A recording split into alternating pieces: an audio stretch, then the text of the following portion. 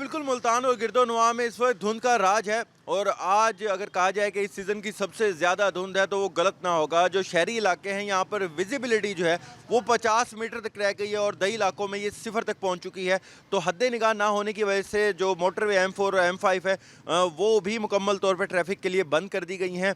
जबकि ट्रेनों के जो औकात कार हैं वो भी ट्रेनें लेट हो रही हैं। फ़्लाइट ऑपरेशन भी मुतासर हो रहा है धुंध के बायस। तो काफ़ी जो मामूलाती ज़िंदगी हैं वो मुतासर हो रहे हैं क्योंकि धुंध की जो शिद्दत है वो काफ़ी ज़्यादा है। आज सर्दी जो है वो भी काफ़ी ज़्यादा है। जो पारा है वो तकरीबन 4 से 5 डिग्री सेंटीग्रेड तक रिकॉर्ड किया गया है। और महकमा मौसमियात यही कह रहा है कि जो सर्दी की शिद्दत है और जो धुंध की शिद्दत है मज़ीद 2 से 3 दिन तक इसी तरह जारी रहेगी जब तक आगे जो है मौसम बेहतर नहीं होता।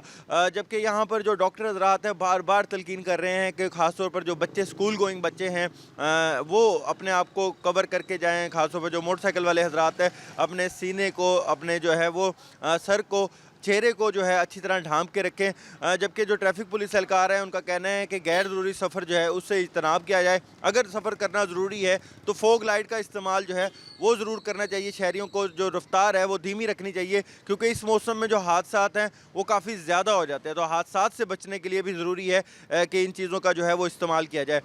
जबकि महकमा मौसमियात के मुताबिक सर्दी की जो शिद्दत है उसमें भी इजाफा होगा और जो धुंध की शिद्दत है वो इसी तरह बरकरार रहेगी। जी।